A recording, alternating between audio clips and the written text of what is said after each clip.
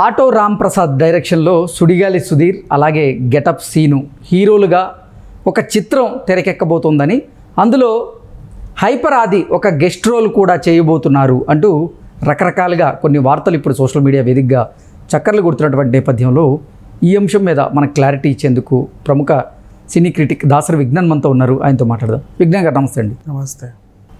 జబర్దస్త్ ఆర్టిస్టులు అయినటువంటి ఆటో రామ్ ప్రసాద్ డైరెక్టర్గా సుడిగాలి సుధీర్ అలాగే గెటప్ సీను హీరోలుగా ఒక చిత్రం తెరకెక్కబోతుందని, అందులో హైపర్ ఆది కూడా ఒక గెస్ట్ రోల్లో కనిపించబోతున్నాడు అంటూ రకరకాలుగా కొన్ని వార్తలు ఇప్పుడు సోషల్ మీడియాలో చక్కర్లు కొడుతూ ఉన్నాయి.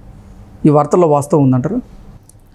మన రాకెట్ రాఘవ అనే ఒక క్యారెక్టర్ని కొంచెం పక్కకు జరిపితే మొత్తం దేశవ్యాప్తంగా ఊరికి దేశానికి ఎందుకు పనికిరాని ఒక నీచమైన దిగజారుడు షో ఏదైనా ఉందంటే జబర్దస్త్. జస్ట్ మన రాఘవన్ తప్పిస్తే ఓకే, జబర్దస్తే.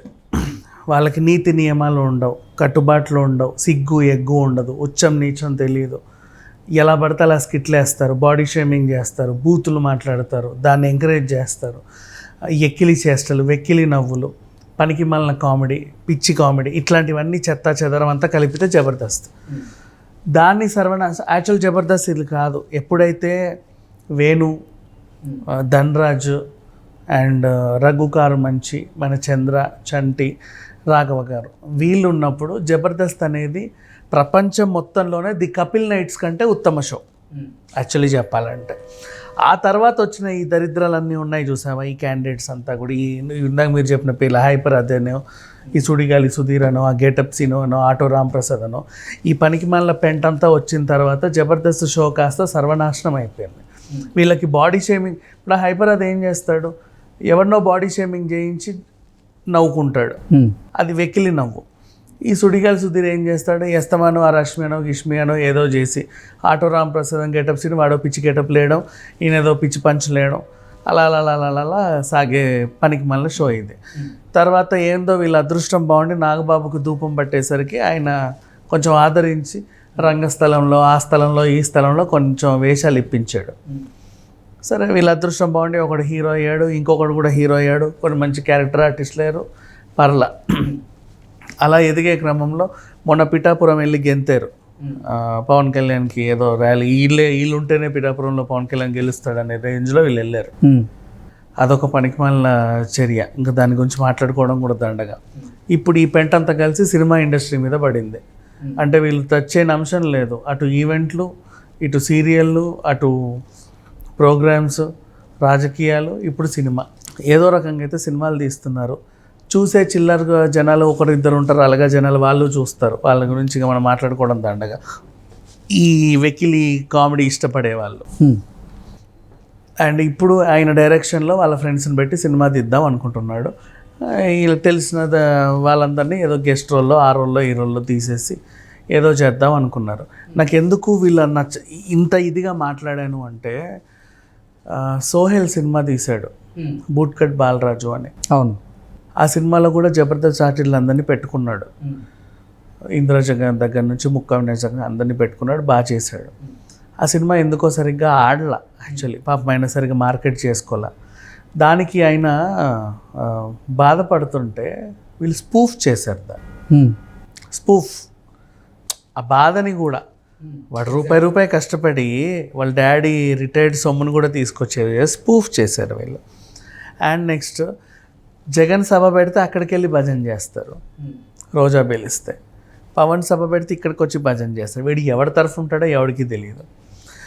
వీళ్ళకి కావాల్సిందే అవకాశాల కోసం ఎక్కడ ధూపం పెట్టాలో తెలుసు. నిజంగా వీళ్ళు కనుక పవన్ కళ్యాణ్ పార్టీ అయితే, ఎప్పుడైతే నాగబాబు జబర్దస్త్ నుంచి బయటకు వచ్చాడో వీళ్ళు ముగ్గురు కూడా వెళ్ళిపోవాలి.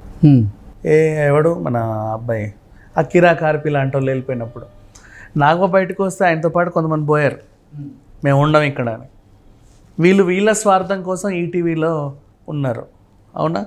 సో వీళ్ళ స్వార్థం వీళ్ళు ఆలోచించుకునే మనుషులు కాబట్టి వీళ్ళు ఎవరికి ఎంత భజన చేసినా ఆ భజన చేయించుకునేవాడు ఆలోచించుకోవాలి తప్పితే వీళ్ళలో పెద్ద విషయం ఏం లేదు. ఇప్పుడు వీళ్ళు సినిమా తీస్తున్నారు. దేవుడి దయ వల్ల అసలు ఆ సినిమా ఎవరు చూడకపోతే మంచిది, మహాప్రసాదం. ఎందుకంటే దాంట్లో కూడా ఈ పెంటే ఉంటుంది, ఈ భజనే ఉంటుంది. వాళ్ళకి వాళ్ళే వెకిలి చేసిలేసి, వాళ్ళకి వాళ్ళే అమ్మాయిల్ని బాడీ షేమింగ్ చేసి, ఇంకేవో చేసి, అడ్డదిడ్డమైన స్క్రిప్ట్ రాసుకొని ఒక దరిద్రమైన సినిమాని తీసి జనం మీదకి వదిలేస్తారు.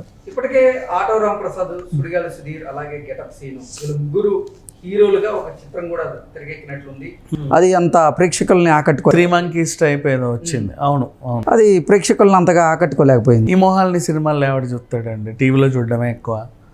ఏదన్నా ఇప్పుడు మనము మంచి సినిమా ఏదైనా చూస్తే వీళ్ళు అందులో క్యారెక్టర్లు చేస్తే చచ్చినట్టు చూడ. ఇప్పుడు హనుమాన్ సినిమా చూసాము, అదొక మంచి సినిమా. దాంట్లో ఆయన ఒక క్యారెక్టర్ వేసాడు. సినిమా కోసం మనం వెళ్ళాం కాబట్టి చచ్చినట్టు భరించాలి. వీళ్ళే సినిమా తీసి ఎవడు భరిస్తాడు, ఎవడు చూస్తాడు, ఎవడూ చూడ్డు.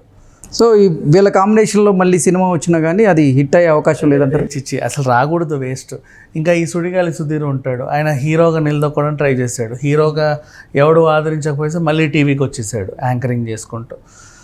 వీళ్ళు ఎంతే అంటే ఆశావాహులు, ఎక్స్ట్రాలు ఎక్కువ, యాటిట్యూడ్ ఎక్కువ, మేమే ఏదో అనుకునే టైప్ మనుషులు అనమాట. ఎక్కడి నుంచి వచ్చాం, ఏ స్థాయి నుంచి వచ్చాం, మనం ఏంటి, మన మూలాలు ఏంటి అని మర్చిపోయి జనంలో, సమాజంలో బతికే కొన్ని క్యారెక్టర్స్ ఉంటాయి. వీళ్ళు ఎప్పుడూ బాగుపడరు, అలాగే ఉంటారు. ఒకవేళ నిజంగా సినిమా గనక హిట్ అవ్వదు అనుకుంటే ప్రొడ్యూసర్లు ముందుకు రారు కదా, వాళ్ళకి వాళ్ళే తీసుకుంటున్నారు. ప్రొడ్యూసర్ది ఏముంది, ఇవాళ రేపు సినిమా తీయాలంటే పెద్ద విషయమా? 50 లక్షలు ఉంటే ఏదైనా సినిమా తీసేయచ్చు. అండ్ ఈ మార్కెటింగ్ చేసుకోవడం కూడా చాలా సింపులే, తెలివి ఉంటాయి. తెలివి లేకపోతే ఎవడేం చేయలేడులే, కోట్లు నష్టపోతారు. కానీ వారి కాంబినేషన్లో తెరకెక్కబోయే చిత్రానికి వారే ప్రొడ్యూసర్ కూడా చేస్తున్నారు. వాళ్ళకి తెలిసిన వాళ్ళు ఎవడో ఒకటి చేసి ఉంటాడు. దీని గురించి మాట్లాడుకోవడం కూడా వేస్ట్. కృష్ణ, లైట్ తీసుకో. ఓకే అండి, థ్యాంక్ యూ.